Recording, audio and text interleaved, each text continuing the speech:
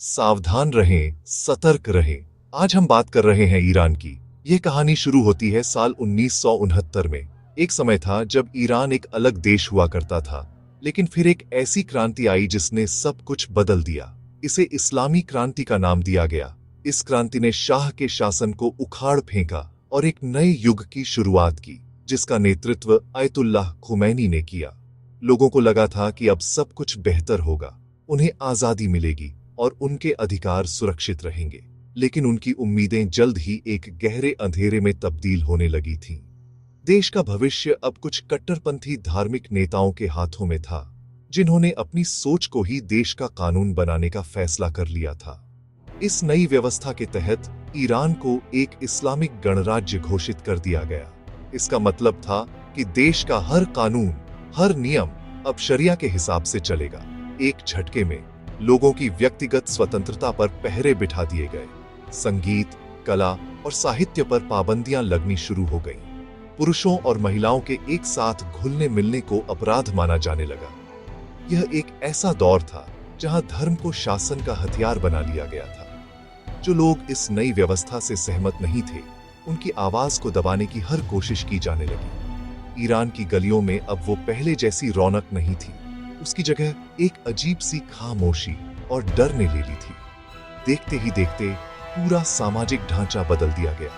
नैतिकता के नाम पर एक खास तरह की पुलिस, जिसे गश्त-ए-इरशाद या मोरालिटी पुलिस कहा जाता था, सरडचकों पर घूमने लगी। इनका काम यह देखना था कि लोग, खासकर महिलाएं, इस्लामी नियमों का पालन कर रही हैं या नहीं। महिलाओं के लिए हिजाब पहनना अनिवार्य कर दिया गया। अगर कोई महिला बिना हिजाब के या ठीक से हिजाब पहने बिना दिख जाती, तो उसे सरेआम अपमानित किया जाता, गिरफ्तार कर लिया जाता और यहां तक कि उसके साथ हिंसा भी की जाती थी। यह सिर्फ एक कपड़े का टुकड़ा नहीं था, बल्कि यह महिलाओं पर थोपे गए दमन का प्रतीक बन चुका था। यह बदलाव सिर्फ महिलाओं तक ही सीमित नहीं था। नौजवानों के सपनों पर भी ताले लगा दिए गए। उन्हें बताया गया कि उन्हें कैसे सोचना है, क्या पहनना है और किससे दोस्ती करनी है। जो युवा पश्चिमी संगीत सुनते या आधुनिक कपड़े पहनते, उन्हें समाज का दुश्मन समझा जाता था। सरकार ने एक ऐसा माहौल बना दिया था जहां हर कोई एक दूसरे पर शक की निगाह से देखता था। डर इतना गहरा था कि लोग अपने घरों में भी खुलकर बात करने से डरते थे। ईरान, जो कभी अपनी समृद्ध संस्कृति और इतिहास के लिए जाना जाता था, अब एक बंद जेल की तरह लगने लगा था, जहां के नागरिक अपनी ही सरकार के कैदी बन चुके थे। जैसे जैसे समय बीतता गया, शासन का शिकंजा और कसता चला गया। आयतुल्लाह खुमैनी के बाद 1989 में सत्ता आयतुल्लाह अली खामेनेई के हाथों में आई। उनके शासन में दमन और क्रूरता अपनी सारी हदें पार कर गई। खामेनेई ने रिवॉल्यूशनरी गार्ड और बासिज जैसी सेनाओं का इस्तेमाल करके हर उस आवाज को कुचल दिया जो उनके खिलाफ उठती थी। विरोध प्रदर्शन करने वालों को देश का गद्दार बताकर जेलों में डाल दिया जाता था। जेलों के अंदर कैदियों के साथ जो होता था, उसकी कहानियां सुनकर रूह कांप जाती है। उन्हें शारीरिक और मानसिक रूप से इतना प्रताड़ित किया जाता था कि वे टूट जाए। कई लोगों को तो बिना किसी मुकदमे के फांसी पर लटका दिया गया। महिलाओं के लिए हालात सबसे ज्यादा खराब थे। हिजाब का कानून और भी सख्ती से लागू किया गया। यह सिर्फ एक धार्मिक नियम नहीं रह गया था, बल्कि यह शासन की ताकत का प्रतीक बन गया था। जो महिला इसका विरोध करती, उसे पूरे समाज के सामने एक उदाहरण बना दिया जाता। लेकिन ईरान की बहादुर महिलाएं चुप नहीं बैठी। उन्होंने इस जुल्म के खिलाफ लड़ डीडीने की ठानी। वे जानती थीं कि इसकी कीमत उन्हें अपनी जान देकर भी चुकानी पड़ सकती है, लेकिन वे अपनी आने वाली पीढ़ियों को एक बेहतर भविष्य देना चाहती थीं। उन्होंने छोटे छोटे तरीकों से अपना विरोध जताना शुरू किया, जैसे सार्वजनिक जगहों पर अपना हिजाब उतार देना या सोशल मीडिया पर अपनी आवाज उठाना। यह विरोध की छोटी छोटी चिंगारियां जल्द ही एक बड़ी आग में तब्दील हो गई। साल 2022 में महसा अमीनी नाम की एक 22 साल की लड़की की मोरालिटी पुलिस की हिरासत में मौत हो गई। उसे ठीक से हिजाब न पहनने के आरोप में गिरफ्तार किया गया था। इस घटना ने पूरे ईरान को झकझोर कर रख दिया। देश भर में खासकर नौजवान और महिलाएं सड़कों पर उतर आए। औरत, जिंदगी, आजादी का नारा ईरान की गलियों से लेकर पूरी दुनिया में गूंजने लगा। यह सिर्फ हिजाब के खिलाफ एक प्रदर्शन नहीं था, बल्कि यह पूरी तानाशाही व्यवस्था के खिलाफ एक बगावत थी। लोग अब डरने के लिए तैयार नहीं थे। शासन ने इस आंदोलन को भी बेरहमी से कुचलने की पूरी कोशिश की। हजारों लोगों को गिरफ्तार किया गया, सैकड़ों को गोलियों से भून दिया गया और कई प्रदर्शनकारियों को सरेआम फांसी दे दी गई। सरकार ने इंटरनेट बंद कर दिया ताकि सच्चाई दुनिया तक न पहुंच सके।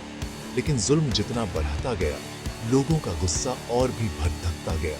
वे समझ चुके थे कि जब तक यह शासन है, तब तक अंधेरा खत्म नहीं होगा। वे बदलाव चाहते थे, एक ऐसी सुबह चाहते थे जहां वे आजादी की सांस ले सके। महसा अमीनी की मौत ने उस चिंगारी को हवा दे दी थी जो दशकों से लोगों के दिलों में सुलग रही थी।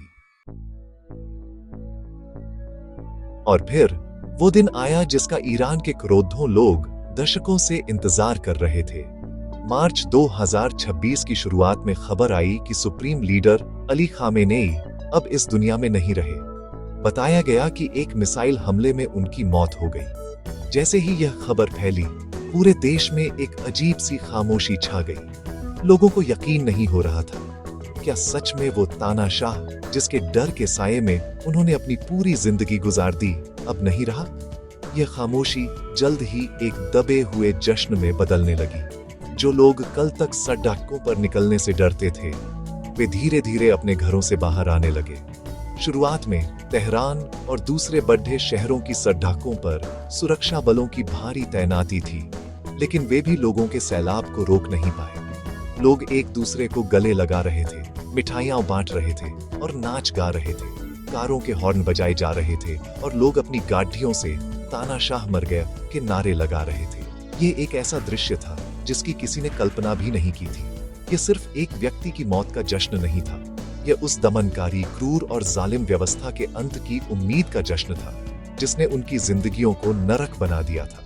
लोगों की आंखों में आंसू थे, लेकिन ये दुख के नहीं बल्कि खुशी के आंसू थे।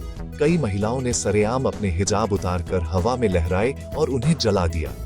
यह उस जुल्म के प्रतीक को जलाने जैसा था जिसने उनसे उनकी पहचान छीन ली थी। नौजवान सड़कों पर संगीत बजा रहे थे और नाच रहे थे। वो सब कुछ कर रहे थे जो पिछले कई सालों से उनके लिए एक अपराध था। कुछ लोगों ने खामेनेई और खुमैनी के पोस्टरों को फाड़िएच दिया और उन्हें आग के हवाले कर दिया। यह उनकी दबी हुई भद्दहास थी जो इतने सालों बाद बाहर निकल रही थी। वे दुनिया को बताना चाहते थे कि वे अब आजाद होना चाहते हैं। वे अब किसी धार्मिक कट्टरपंथी के हुक्म पर अपनी जिंदगी नहीं जीना चाहते। हालांकि कुछ लोगों के मन में अभी भी डर था। उन्हें लग रहा था कि क्या यह बदलाव स्थायी होगा? क्या रिवॉल्यूशनरी गार्ड फिर से सत्ता पर कब्जा कर लेंगे?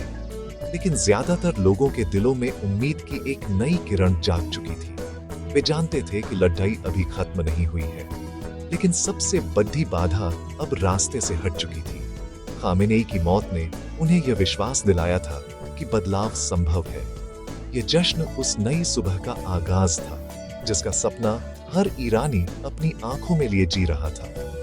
यह एक नई ईरान के जन्म का उत्सव था। खामेनेई के जाने के बाद ईरान एक दोराहे पर खड़ा है। एक रास्ता वापस उसी अंधेरे की ओर जाता है जहां एक नया तानाशाह पुरानी व्यवस्था को ही आगे बढ़ाएगा, लेकिन दूसरा रास्ता एक नए, आजाद और लोकतांत्रिक ईरान की ओर जाता है। आज 3 मार्च 2026 को ईरान के लोग दूसरे रास्ते पर चलने के लिए तैयार हैं।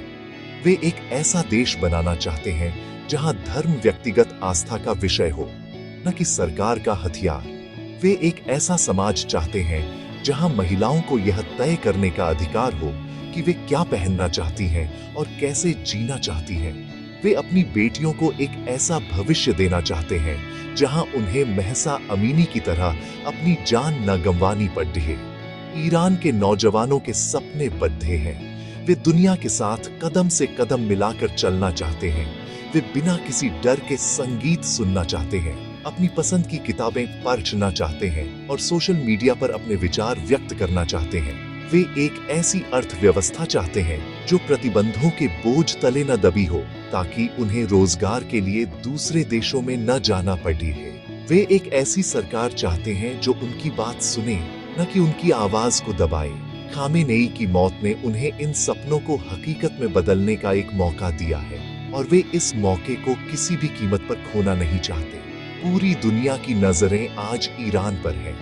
यह देखना महत्वपूर्ण होगा कि ईरान के लोग इस ऐतिहासिक अवसर का उपयोग कैसे करते हैं। क्या वे एकजुट होकर एक ऐसी सरकार बनाने में कामयाब होंगे जो सभी के अधिकारों का सम्मान करे, या फिर सत्ता के भूखे लोग इस मौके का फायदा उठाकर देश को फिर से अराजकता में धकेल देंगे? ईरान के लोगों ने बहुत कुर्बानियां दी हैं। उन्होंने अपने बच्चों को खोया है, अपने दोस्तों को जेलों में सड़ते देखा है और अपनी आजादी को छीनते हुए महसूस किया है। अब वे और ज्यादा जुल्म सहने के लिए तैयार नहीं हैं। ये कहानी हमें सिखाती है कि दमन और तानाशाही हमेशा के लिए नहीं रह सकती। जब जुल्म अपनी हदें पार कर जाता है तो लोग उठ खड़े होते हैं। ईरान की औरत, जिंदगी, आजादी की लड़ाई इस बात का सबूत है कि स्वतंत्रता की इच्छा को कभी भी कुचला नहीं जा सकता। आज ईरान के लोग एक नई सुबह की दहलीज पर खड़ी दिए हैं। ये सुबह उम्मीदों से भरी है, सपनों से रोशन है। ये एक ऐसे ईरान की सुबह है जो आजाद होगा, जहां हर नागरिक सम्मान और गर्व के साथ जी सकेगा। क्योंकि अंधेरा कितना भी घना क्यों ना हो, सुबह जरूर होती है। सावधान रहें और देखते रहें कि ईरान अपनी नई तकदीर कैसे लिखता है।